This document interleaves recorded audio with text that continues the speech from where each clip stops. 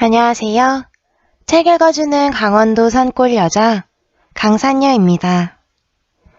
지난번에 이어 오늘 읽어드릴 책은 김원의 죽은 자의 집 청소입니다. 짧지만 의미 있는 시간이 되시길 바라며 1장 홀로 떠난 곳을 청소하며 부제목 캠핑 라이프 시작합니다. 이른 저녁 식사를 마치고 막 해가 저물 무렵에 전화가 걸려왔다. 부동산 중개인은 자살한 젊은 여성의 원룸을 맡기고 싶다며 이것저것 물어보더니 조심스레 말을 덧붙인다. 좀 특이한 점이 있는데 그렇다고 골치 아픈 것은 아니고 어차피 가보시면 알게 될 테지만 아무튼 살림도 없는 간단한 집이니 잘 부탁드립니다.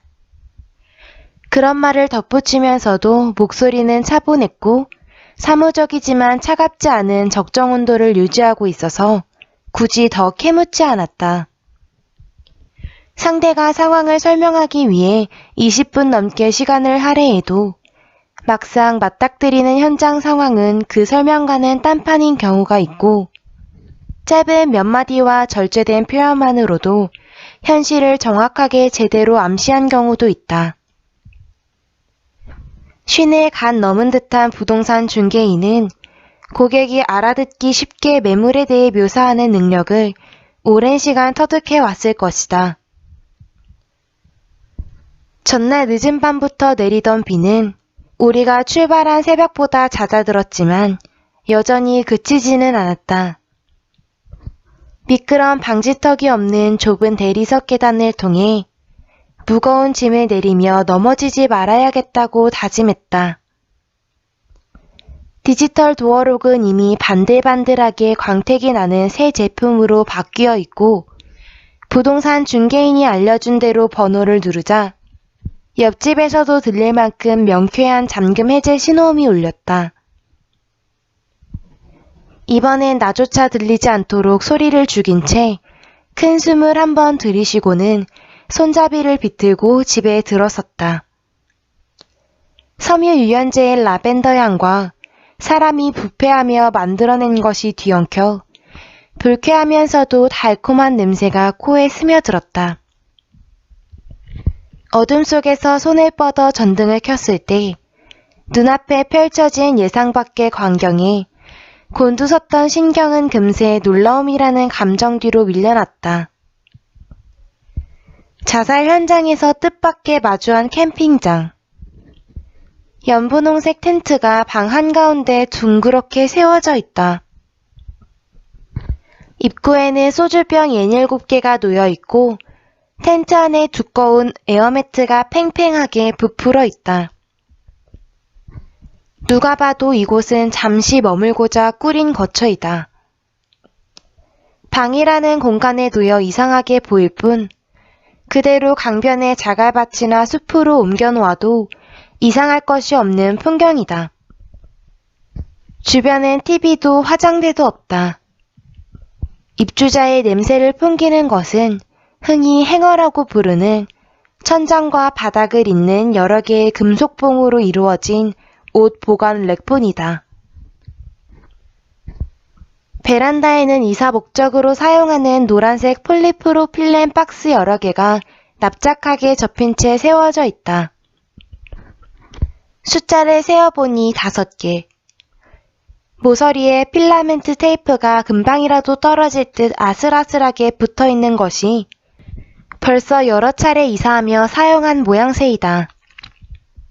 그녀의 모든 살림은 이 5개의 노란색 상자에 고스란히 담겨 정식 이사업체가 아닌 개인이 운전하는 경화물차나 작은 승합차로 옮겨져 고시원에서 원룸으로 지하방에서 계단이 많은 지상의 집으로 전전했을 것이다. 텐트와 화장실 입구 사이 장판에 혈액이 말라붙어 있다.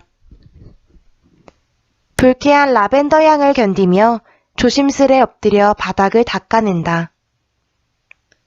화장실 전등 스위치가 있는 벽면에도 피가 말라붙어 있다. 그녀는 화장실 위 천장에 연결된 도시가스 공급관에 목을 메고 스스로 목숨을 저버린 것이다. 바닥을 닦다가 앉은 채로 잠시 천장에 가스관을 올려다본다. 문득 내가 그녀의 시점으로 이 공간을 내려보는 듯하다. 저기에 매달렸다면 그녀가 생에서 마지막으로 본 광경은 잠시 뒤에 내가 분해하려는 바로 저 텐트의 정수리였을 것이다. 시도 철도 모르고 찾아오는 인간의 상상이란 잔인하다. 모든 살림을 한눈에 내려다보며 삶을 끝내려는 그녀는 어떤 심정이었을까? 친구여, 이 모든 것이 그저 어느 날 당신과 내가 함께 깨고 나서 돌아보면 웃어넘길 한낱 부질없는 꿈이었다고 말하자. 가방 속에서 이력서가 발견되었다. 그녀는 고등학교 졸업과 동시에 대기업 휴대전화 부품 공장에서 일했다. 5년을 근속하고 또 다른 대기업 공장으로 옮겨 또 몇 년 동안 일했다. 2년 뒤 30이 될 나이다. 단색 배경에 표정 없는 증명사진. 한반에 동명이인이 꼭 한 명은 있을 것 같은 흔한 이름. 이력서라곤 단 몇 줄 뿐.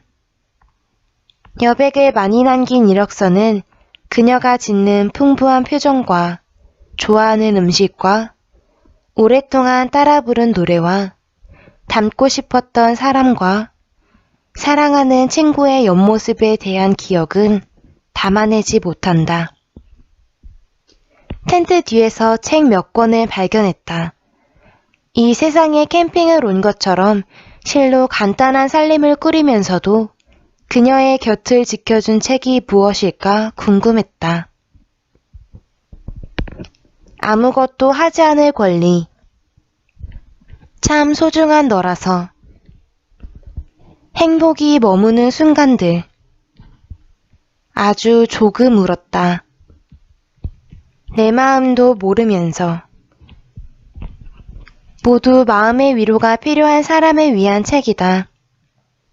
서점에서 이 책들을 발견하고 집 혹은 집이라 불리는 캠핑장에서 읽기 위해 값을 치르며 그녀는 어떤 생각을 했을까? 텐트 안 램프에 불을 밝히고 문장을 읽어나가며 그녀는 어떤 마음이었을까? 누군가 그녀의 마음을 알아주고 이해했다면 스스로 삶을 저버리겠다는 생각 따위는 하지 않고 어느덧 30을 맞이하고 소중한 너를 만나 사랑에 빠지고 가끔은 울기도 하겠지만 행복한 시간 속에 머물며 살아갈 수 있었을까? 아무것도 하지 않아도 삶을 온전히 영위할 수 있다는 사실에 안도하면서 내 마음도 모르면서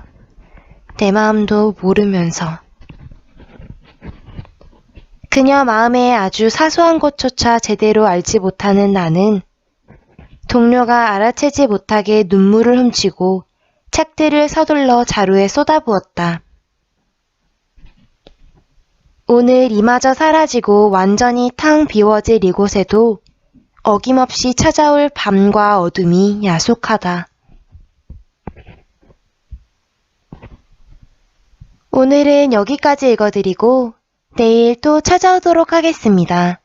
들어주셔서 감사합니다.